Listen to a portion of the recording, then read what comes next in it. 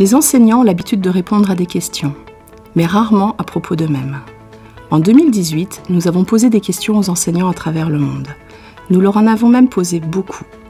Nous les avons interrogés sur leur environnement scolaire, les techniques pédagogiques qu'ils utilisent en classe, les formations professionnelles auxquelles ils participent, le profil de leurs élèves, comment ils travaillent avec leurs collègues, leur avis sur les politiques éducatives, toute une série de questions pour mieux comprendre la réalité du métier d'enseignant. Et que nous ont-ils dit ? 2 enseignants sur 3 nous ont dit qu'enseigner était leur premier choix de carrière. Et environ 90% ont indiqué que la possibilité d'influencer le développement des jeunes et de contribuer à la société était 2 de leurs principales motivations pour ce métier. Quasiment tous les enseignants, 96% d'entre eux, ont indiqué que les enseignants et leurs élèves s'entendent bien, ce qui est en progrès depuis 10 ans dans bon nombre des pays que nous avons étudiés. Mais les enseignants nous ont aussi dit qu'ils consacrent en moyenne plus de 20% de leur temps en classe à faire respecter l'ordre ou à effectuer des tâches administratives. C'est plus que ce qu'ils nous avaient indiqué il y a 5 ans.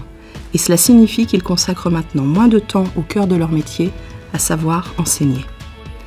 9 enseignants sur 10 nous ont dit qu'ils avaient bénéficié de formations professionnelles au cours de l'année précédente. Et 82% ont indiqué que cette formation avait eu un impact positif sur leur enseignement.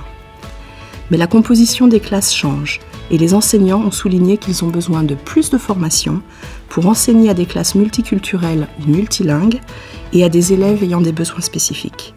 Les enseignants nous ont aussi dit comment ils voient le futur dans l'enseignement. Quasiment 80% ont indiqué que leurs collègues s'efforcent de développer de nouvelles idées et s'entraident pour tester de nouvelles approches. Et aussi qu'ils utilisent davantage les nouvelles technologies dans le travail scolaire que les années précédentes. Mais seulement la moitié d'entre eux ont indiqué que l'utilisation de ces technologies dans l'enseignement faisait partie de leur formation initiale.